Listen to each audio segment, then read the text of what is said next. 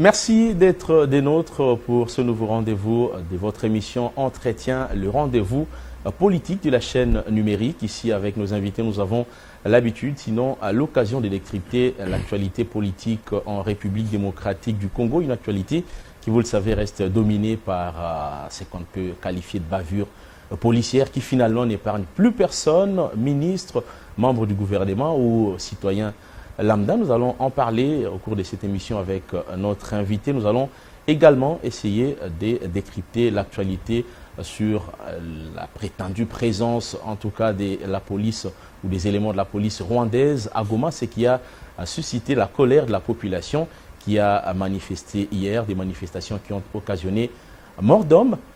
Peut-être parler également de la santé du parti de notre invité de ce magazine. Et donc, pour ce faire, nous recevons sur ce plateau Maître Rodrigue Ramazani. Il est porte-parole adjoint du parti politique en vol de Délice Sanga, à qui j'ai dit bienvenue une fois de plus sur Digital Congo.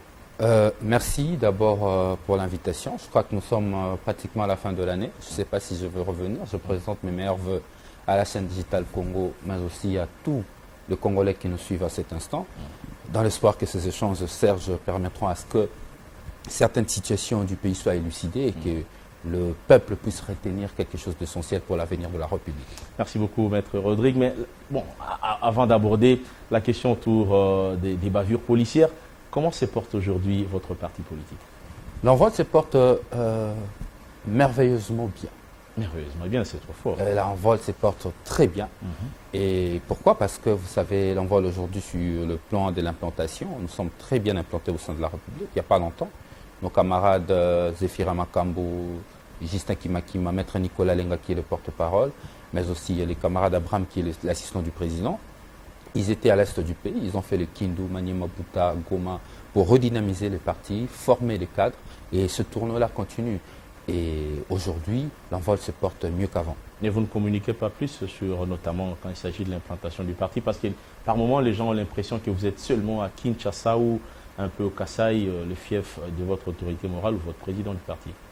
Bon, c'est une suggestion que, évidemment, je ne suis pas là pour me justifier. C'est moi le porte-parole adjoint. C'est nous qui gérons la communication du parti. Si c'est une suggestion ou une remarque, nous le prenons, je le prends. Et au besoin, nous allons harmoniser en interne pour améliorer la communication. Alors, très bien. Quant aux différents descentes. Nous allons évoluer, mais depuis un temps, on ne sentait plus l'envol à travers des grandes activités populaires ou publiques, comme vous voulez. Dernièrement, vous avez organisé un meeting au niveau de Kanluka. C'était finalement quoi l'opportunité? Voilà. L'envol, cette année, avait organisé d'abord un meeting. Le meeting sur le procès de la démocratie, comme on l'a appelé, c'était au mois de mai, je crois le 5 mai dernier, au quartier Badiading. Et le tout dernier, on devait l'organiser au quartier Kanluka. Le défi était simplement de rencontrer notre population et discuter. Vous vous souviendrez que après notre départ de l'Union sacrée, c'est la population de Kanluka, à travers une des radios de la place, chez vos confrères Thierry Kaboundi et consorts, que la population de Kanluka a laissé plusieurs messages qui voulaient recevoir l'honorable Sesanga a envie de savoir pourquoi ce départ de l'Union sacrée. Et nous, on s'est organisé bien avant, ça veut dire que notre activité était lancée, informée avant le 4, parce que la toute première activité devait avoir lieu le 4. Et malheureusement, il y a eu cet incident mineur, qui du reste n'est pas une vie politique pour nous, ni une marchandise politique pour l'envol, pour en faire notre sujet de vie politique. Pour nous, c'est un incident qui est derrière nous. Nous, on avait un devoir de rencontrer la population que malheureusement, le gouverneur de la ville, Jean-Tini Ngobila, a fait preuve d'incapacité d'encadrer les manifestations, a fait preuve de négligence sur les questions de liberté de manifester et les questions de liberté publique, en refusant sans raison valable. Écoutez, prenez le 4. Nous, on arrive, après cet incident qui ne nous concerne pas, pour tenir notre activité. J'arrive sur terrain, nos militants, nos sympathisants, la population de Kanluka était là sur place, la musique jouait, le peuple était prêt à recevoir l'honorable Sesanga. Moi, j'ai fait l'éclaireur, je suis allé avant, j'ai rencontré même les colonels qui étaient chargés à sécuriser l'activité le 4 décembre. Le colonel me dira, la situation est sous contrôle, vous pouvez dire au président de venir. Lui-même, il appelle le président Sessanga pour lui dire, la situation est sous contrôle, vous pouvez venir. Arrivé au repos Sakombi, le même colonel nous dira qu'il est impossible de passer. Il a reçu des instructions du gouverneur que Sessanga, il ne peut pas entrer au quartier Kanlouka. Il ne peut pas entrer au quartier Kanlouka. C'était quoi le vrai problème? On a posé la question, comme vous venez de le dire. Le colonel de la police nous répondra qu'il il ne connaît pas la raison. C'est un problème entre politiciens. C'est à l'honorable d'appeler le gouverneur. On a appelé le gouverneur qui malheureusement il n'a pas répondu.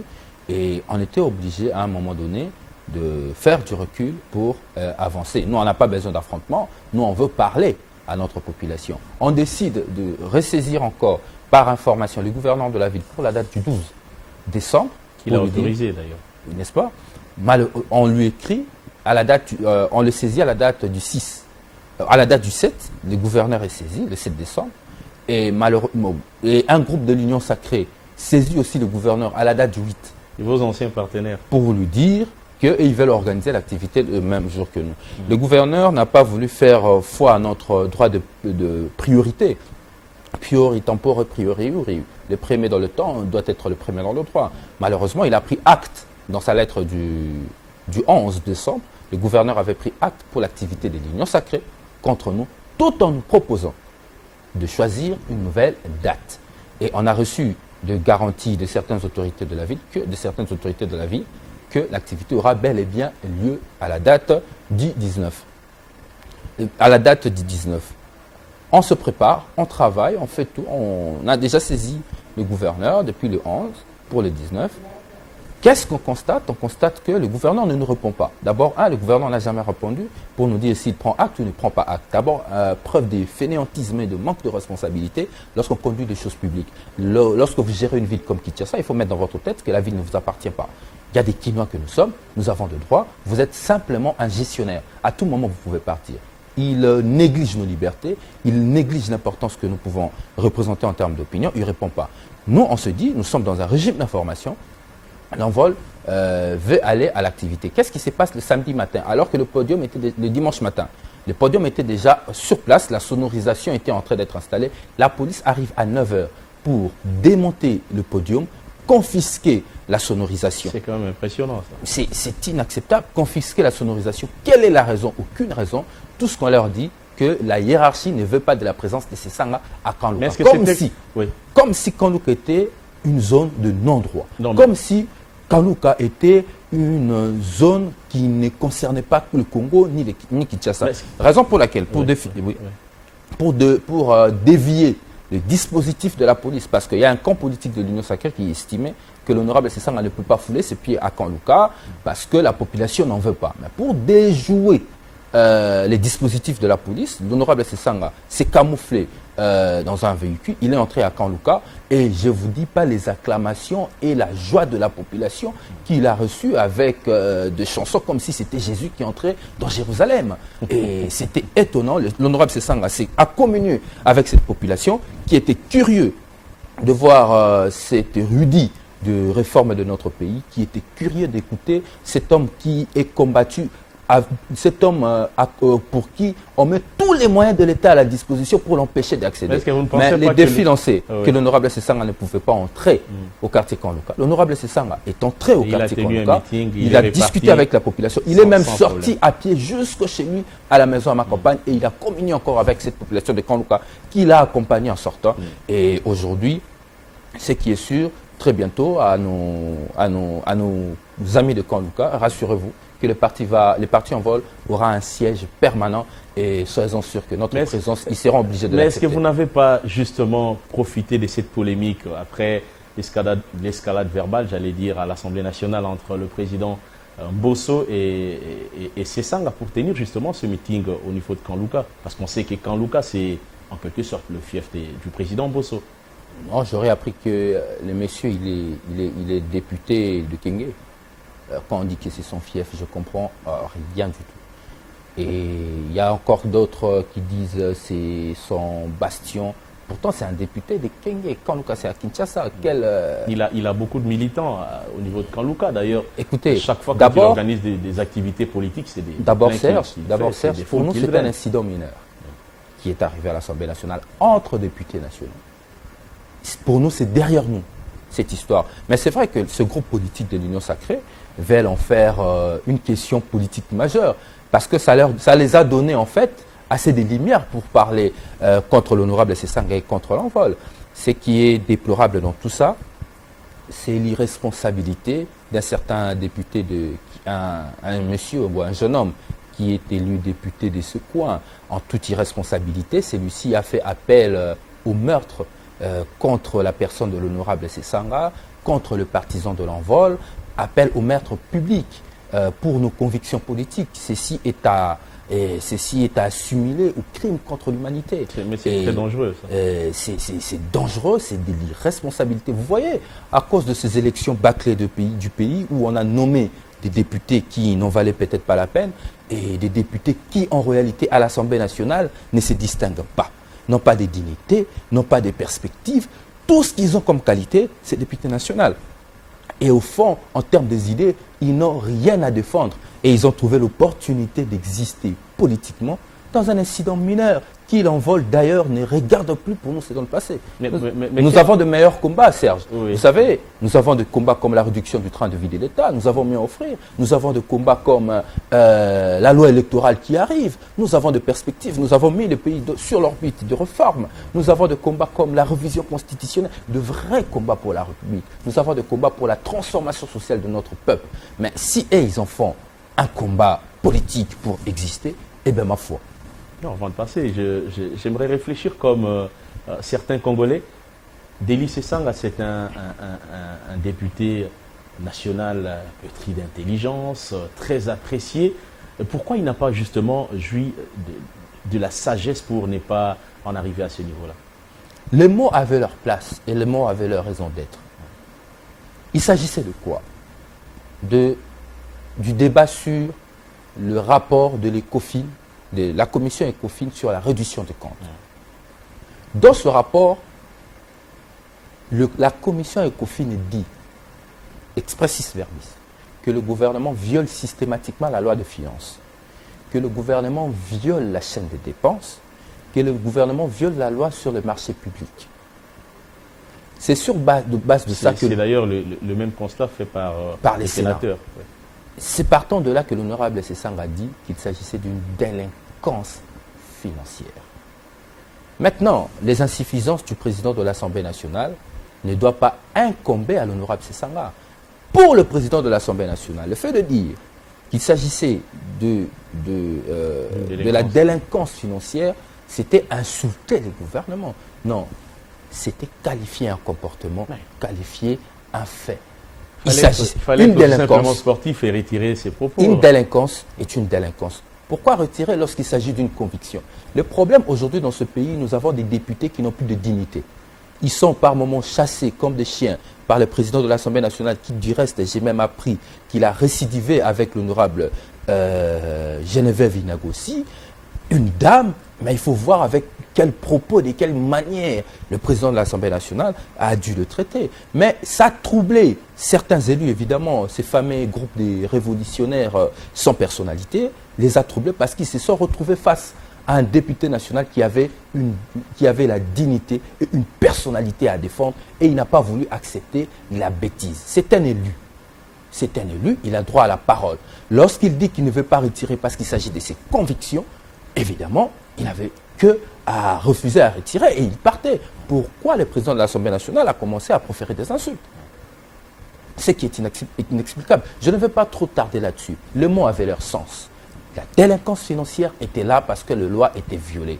Une délinquance est une délinquance. On ne changera pas de terminologie. Un voyou, c'est celui qui veut imposer à tout le monde son opinion avec violence. Et c'est pratiquement le cas aujourd'hui à l'Assemblée nationale qui, du reste, ressemble à une église qui a gardé des rituels, mais qui, en réalité, le pape lui-même a perdu sa foi. Bon, on ne fait pas la promotion des débats républicains à l'Assemblée nationale, apparemment, vous entendre parler. Mais c'est clair, ce n'est même pas moi. Si vous n'êtes pas de l'Union sacrée, vous n'avez pas droit à la parole libre. Il y a un député de l'ECD qui en a été victime parce qu'il dénonçait une situation. Il y a plusieurs députés. La dame qui a amené la motion de RAM, j'ai oublié l'honorable, il en a été victime. Mais il a osé le faire à un élu qui avait assez de personnalité et de l'honneur à défendre. Il ne pouvait pas se laisser faire parce qu'il s'agissait là d'un débat entre élus, d'un problème entre députés, au-delà des titres et qualités. Avant de prendre la deuxième partie de cette émission, comment vous projetez-vous dans l'avenir? C'est-à-dire que déjà nous sommes presque, c'est presque la fin de l'année, il nous reste une année pratiquement avant d'entrer dans l'année électorale. Comment vous entrevoyez, quelle stratégie vous mettez en place pour avoir un peu plus de députés? Parce que déjà, j'ai signalé à l'opinion que vous ne faites plus partie de l'union sacrée. Est-ce que vous allez fédérer autour de vous une force qui vous permettra d'avoir beaucoup plus de députés aux prochaines élections? L'envol depuis le 30 octobre a décidé de quitter la majorité au pouvoir pour rejoindre l'opposition. Même si certains pensent que vous étiez des mécontents. Et c'est un faux débat. Je crois que cette histoire, on l'a déjà balayée pour démontrer que l'honorable Sessanga ne court jamais derrière le poste. Il a même refusé ce poste un mois avant la sortie du gouvernement Sama Lukonde. Donc je passe à l'essentiel. Donc je disais, l'envol aujourd'hui est un parti autonome dans l'opposition. Nous ne sommes derrière personne. Nous ne sommes avec personne. Pour l'instant, nous sommes en vol. Comment nous irons aux élections en 2023 ?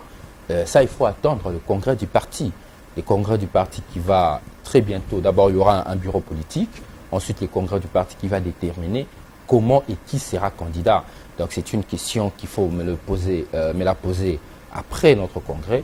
J'aurai de réponses parce qu'il s'agit d'une question qui bénéficie de la discrétion de congressistes. Donc pour l'instant, il faut patienter, nous attendons le congrès, d'abord le bureau politique et ensuite le congrès. Nous allons aborder la deuxième partie, sinon la deuxième question, grande question de cette émission, c'est d'abord un rapport avec ce qui s'est passé à Goma, avec la manifestation de la population réprimée, manifestation initiée par les mouvements citoyens pour dire non à la présence de la police rwandaise à Goma. On déplore des morts et des blessés graves. Quelle réaction avez-vous à faire? Ma réaction est de constater qu'il s'agissait là du ras-le-bol. Le peuple en a marre. Le peuple souffre à tôt. Le peuple en a marre du tâtonnement dans la conduite de la chose publique. Parce qu'on parle de la police. Pouvez-vous imaginer que ça fait 3 ans, aujourd'hui, jour pour jour, que la police nationale congolaise n'est pas dotée, les policiers ne sont pas dotés de tenues et bottes. Ce qui sont des outils, des éléments distinctifs de travail. 3 ans. Et au besoin même plus. Le militaire achète, le policier, je parle de policier, le policier achète des tenues. Nos policiers achètent des tenues et des bottes. Et j'aurais même appris par un des policiers encore, pour aller en détachement, il faut que les policiers qui veulent aller en détachement payent d'abord un pourcentage à celui qui va signer son BS, et deuxièmement, il doit avoir une arme à feu à lui. Finalement, c'est déplorable, mais c'est des choses qui perdurent. En fait, vous allez constater qu'il y a un défi logistique qui se pose au sein de la police nationale congolaise. Pour ne parler que de lui, il y a un défi logistique. En lieu et place de répondre à ces défis logistiques, par un programme de gouvernance afin d'améliorer les conditions sécuritaires du pays, notre gouvernement, sous Sama Lukonde et sous l'impulsion, comme on le dit chez nous, du chef de l'État, Félix-Antoine Tshisekedi Tshilombo, ont choisi le chemin de raccourci. Aller trouver la solution chez nos voisins. À Goma, j'aurais appris par un élu de ce coin que la police de Goma manque des véhicules pour faire des interventions. Il s'agit plutôt d'un défi logistique qu'il faut résoudre et non tendre la main à nos amis ennemis. Et à cause de ça, le peuple en a marre. Le peuple a l'impression que les gens tâtonnent. Tantôt, on dépense 6 millions de dollars pour acheter des poissons. Pratiquement, l'État est devenu commerçant. Il achète des poissons et puis il va revendre à l'opinion. La même solution n'a pas marché lorsqu'il y avait eu pénurie de maïs au Katanga. J'ai vu à l'époque le ministre de l'économie de l'époque, la dame Akassia Mbadouboula, aller acheter des sacs de maïs comme si c'était une solution. Ça n'a pas résolu le problème. Et on récidive dans les mêmes erreurs. C'est comme si on n'apprend pas de nos erreurs. Et au regard de tout ça, le RAM, cette escroquerie d'État, Le peuple en a marre encore. Le peuple en a marre. Il suffit d'écouter les différentes chansons des artistes musiciens pour prouver le ras-le-bol. C'est vrai qu'il s'agissait dans un premier temps d'une ville morte, mais parce que le peuple en a marre, le peuple avait le droit de revendiquer, parce qu'il reste souverain, conformément à l'article 5 de notre Constitution, il est sorti dehors. Ce qu'il faut condamner et continuer à condamner, c'est le manque de professionnalisme de notre police, qui du reste est le fait du manque de vision sur le plan sécuritaire de l'actuel pouvoir. Mais les autorités pensent que la population a troublé l'ordre public parce qu'il n'était pas prévu une marche, ni une quelconque manifestation. C'est ça que je dis. Lorsqu'il y a trouble à l'ordre public, il y a cet organe de l'État qui est la police, qui a reçu la mission de maintenir l'ordre public et pas de tuer la population. Des fois, nos policiers tuent parce qu'ils n'ont pas d'autre alternative. Ils n'ont pas de matraque, ils n'ont pas de balles non réelles. Nos policiers, quand ils tirent à balles réelles, parce que ce sont les seuls outils qu'ils ont devant eux pour se protéger. Mais il s'agit là d'un problème logistique et d'un problème de réforme de l'armée. Il faut changer les chaînes de commandement. Il faut changer les chaînes de commandement tant au niveau de la police qu'au niveau de l'armée. Et pour ça, il faut un président audacieux, déterminé pour amener le pays vers cette transformation. Mais parlant de cette histoire de la présence ou pas des policiers rwandais, les autorités locales ont demandé de preuves, comme quoi il n'y avait aucune présence de la police rwandaise à Goma. Est-ce qu'on peut encore croire à ce gouvernement, encore à son porte-parole? Patrick Muyaya, est-ce qu'on peut encore croire à lui? Changement de narratif, rien n'a changé.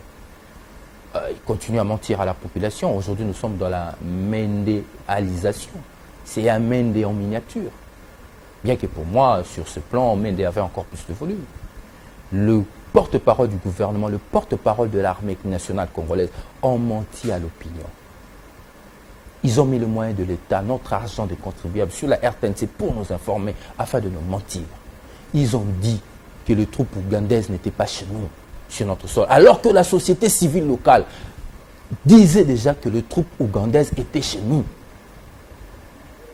Le lendemain, ils ont changé. Ils disent changement de narratif. Ils ont trompé et ils disent c'était des questions sécuritaires, on ne pouvait pas. Non, un gouvernement ne ment pas à son peuple. C'est nous les sociétaires. Ils ne peuvent pas se permettre. C'est pourquoi le peuple n'a plus confiance ni au porte-parole du gouvernement, ni à son gouvernement. Et bon, peut-être avant de prendre ce qu'on a qualifié des bavures policières, ici, mais la réponse des autorités locales, vous avez suivi. Les organisateurs seront traduits en justice. Écoutez, l'État est organisé. S'il s'avère, parce que l'infraction, il ne faut jamais oublier que l'infraction reste individuelle. Nul ne peut répondre aux infractions, aux faits infractionnels commis par d'autres.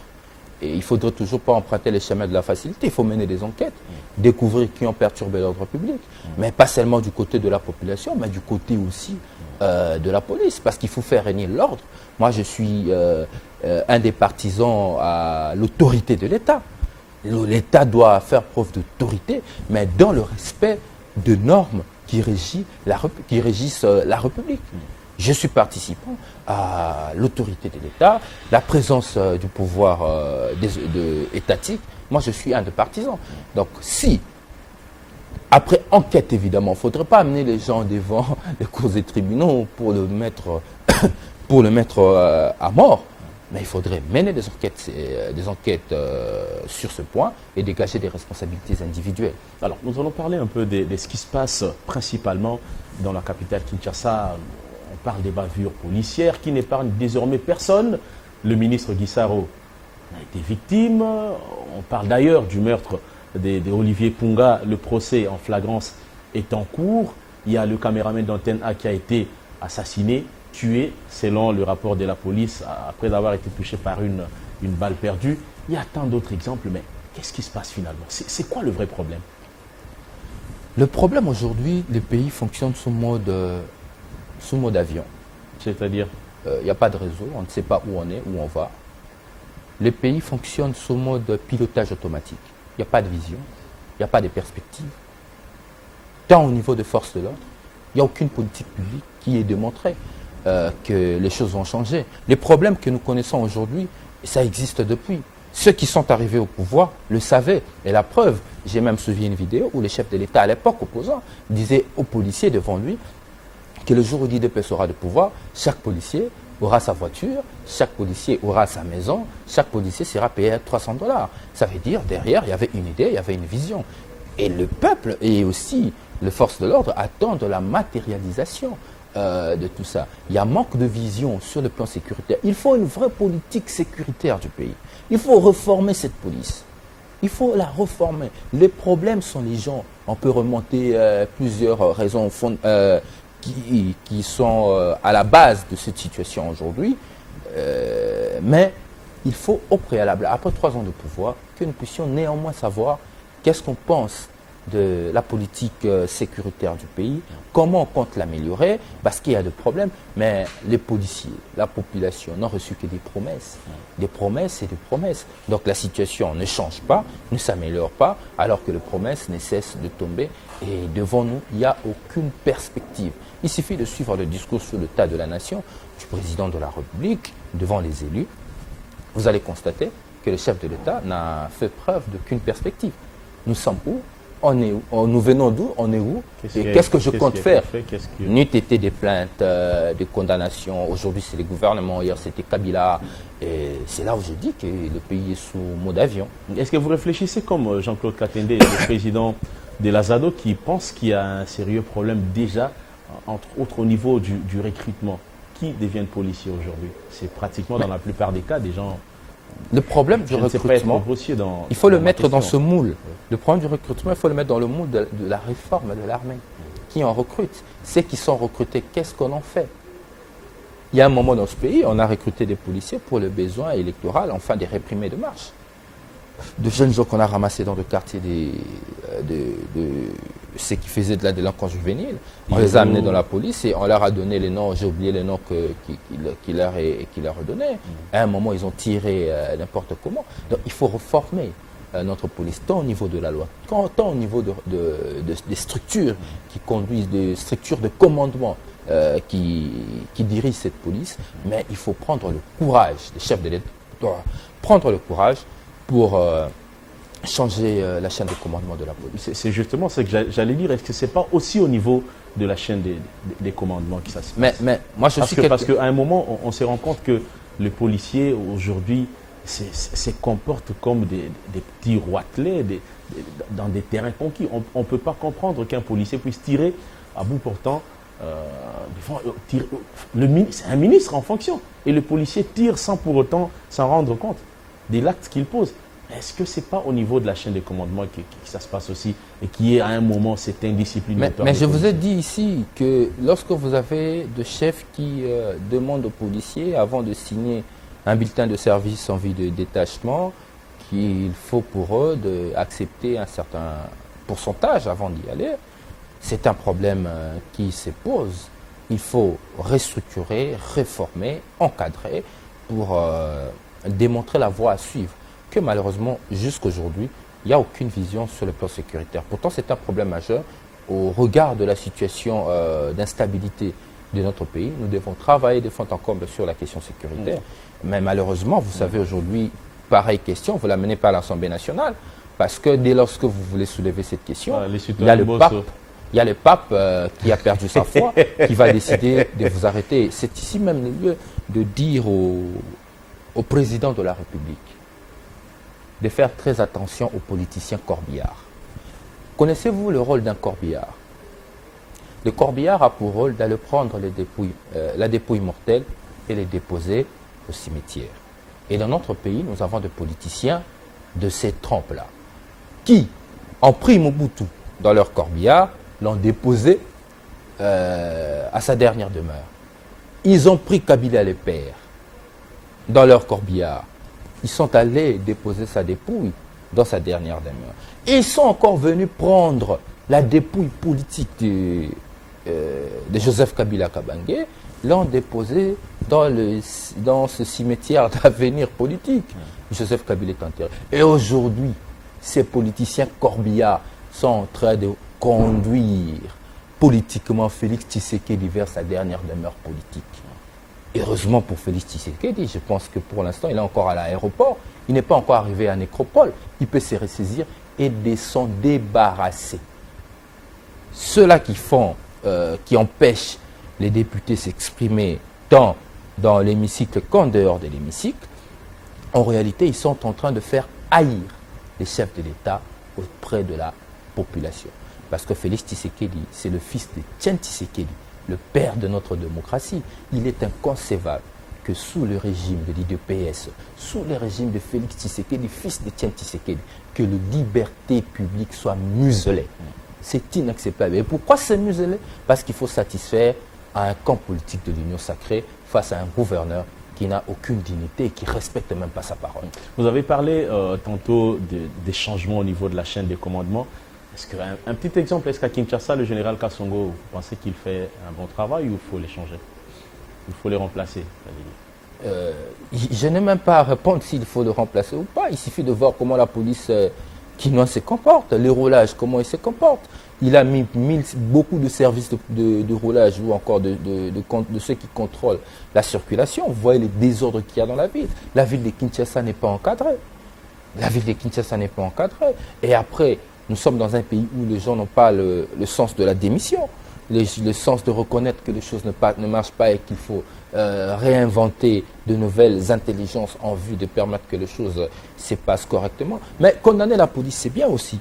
Mais il faut qu'on se pose la question, est-ce qu'ils ont le moyen de leur politique?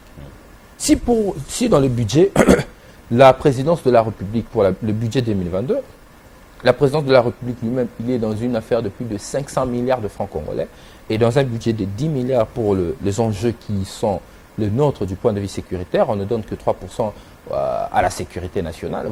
Vous pouvez comprendre que les intérêts, c'est ailleurs. Les dépassements budgétaires à outrance, et ils ne veulent pas qu'on leur dise qu'il s'agit d'une délinquance financière. Ils le justifient. Dans un pays où il faut investir, combien on donne à l'investissement dans le budget national? C'est tout ça qu'il faut revoir. On peut beaucoup condamner la police, mais lorsque la police n'a pas les outils qu'il faut pour faire son travail, même le général Kassongo, aussi génie qu'il peut paraître, il n'aura rien à faire. Parce qu'il y a un défi logistique qu'il faut. Allez visiter dans quelles conditions nos policiers travaillent. Allez voir. Je vous dis que certains policiers achètent leurs propres armes à feu. J'ai appris ça de policiers. J'étais scandalisé. C'est terrible. Vous imaginez dans quelle société nous sommes? Justement, ça devrait être le travail de vous, politiciens. Pourtant, vous êtes, dans la plupart des cas, dans la polémique. Ce n'est pas le cas de l'envol. L'envol n'a jamais été dans la polémique et nous évitons la polémique. L'envol est une force de proposition, une offre nouvelle pour la République. Nous nous distinguons par nos idées. Nos idées, je le dis bien. Rien d'autre. Nous ne sommes pas dans la polémique. Il n'y a pas longtemps ici, vous aviez lu la tribune de l'honorable Sesanga sur la réduction de train de vie de l'État, un combat qu'il a commencé depuis 2019. Et aujourd'hui, il a démontré qu'il y avait une vision derrière. Et très bientôt, il y aura encore d'autres réflexions pour montrer ce que nous pensons de certaines politiques publiques qui sont engagées, mais comment on doit évidemment l'engager. C'est les défauts de notre classe politique, évidemment, vous avez raison, bien que ce n'est pas le cas de l'envol. La politique aujourd'hui au Congo est devenue tellement facile à faire parce qu'il suffit de venir pour insulter, il suffit de venir pour critiquer sans faire de proposition. On devient un acteur politique sans encadrement, sans formation. Merci beaucoup, Rodrigue Ramazani. Je rappelle en tout cas que vous êtes porte-parole adjoint du parti politique Envol, du député national Félix Tshisekedi. Nous sommes à la fin de l'émission. Vous avez un dernier mot? Le dernier mot, c'est de remercier la population de Kanlouka qui a réservé cet accueil chaleureux au président national de l'Envol. Cette population a défié les intimidations, a défié des menaces. Lorsqu'ils ont vu l'honorable Sesanga entrer dans Kanlouka, c'était pratiquement l'entrée de Jésus dans Jérusalem. Et je tiens à remercier cette population qui a démontré qu'en réalité, cette population n'avait aucun problème vis-à-vis de l'honorable Sesanga et que c'était un camp politique de l'Union sacrée sous la bénédiction du gouverneur de la ville, Chantini Ngobila, qui, en soi, ont mis le moyen de l'État en contribution pour pour empêcher la tenue de notre meeting. Mais le défi lancé, que l'honorable Sesanga ne devait pas entrer au quartier Kanlouka, nous l'avons relevé avec cette population qui nous a reçus et qui est sortie avec nous jusqu'à la résidence du président national de l'envol. Merci la population de Kanlouka. Merci beaucoup. Nous y reviendrons. Merci beaucoup, Rodrigue Ramazani. C'est toujours un plaisir de vous avoir sur ce plateau, un habitué finalement de la maison. En tout cas, grand merci. Je reste disponible à chaque fois que vous avez besoin de nous, besoin de l'expertise de l'envol, besoin de nos positions politiques. Merci beaucoup. Cette émission touche complètement à sa fin. La suite au prochain numéro. Au revoir. Zéro bêtise, Nati Lokole, stop.